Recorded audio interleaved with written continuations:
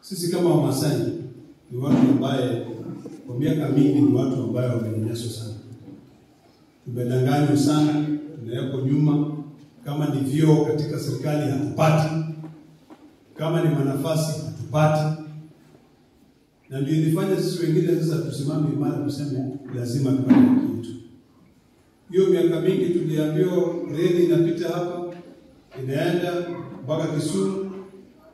Hiyo reli ikafika pale, the middle of nowhere ikakufia hapo, ingine ilienda Naivasha. Nataka kuwatangazia kwamba hii serikali imelazimisha sasa iweze kutupelekea reli yetu, na hiyo reli inakuja kumalizwa kwa.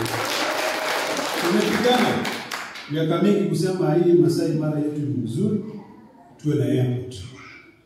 Sasa katika hii serikali, na nawaambia hivyo ukweli, airport ya Narok itamalizwa katika muda wa miezi 9. Maendeleo hapa Narok. Na ndio tunaona progress inaanza kuingia. Sio ni kitu ya maana. Ndio tuweze kuendelea. Hiyo ndio hapo ndio ledama hapo sasa. Anaambia Junia anamwambia pita hapa, tunapita hapa. Raila anasema hapa tunapita. Wanga anasema ni hapa. Na ndio tunaona tunaleta hiyo maendeleo hapa. Lakini mimi nataka kuambia kitu kimoja. Kuanzia sasa lazima sote tujue kwamba Raila Amolo Odinga ni mtu ambaye aliona mbali. Kama si Raila na vile Junia amezungumzia hapa, walai watu wengi tungekuwa msitu sasa hizi tukipigana.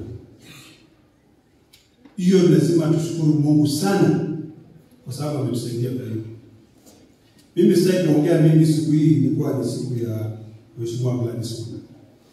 Lakini nimesikia ile mambo ambayo wamesema, nimefurahi sana kuona madada zangu na mama ambaye ako hapa.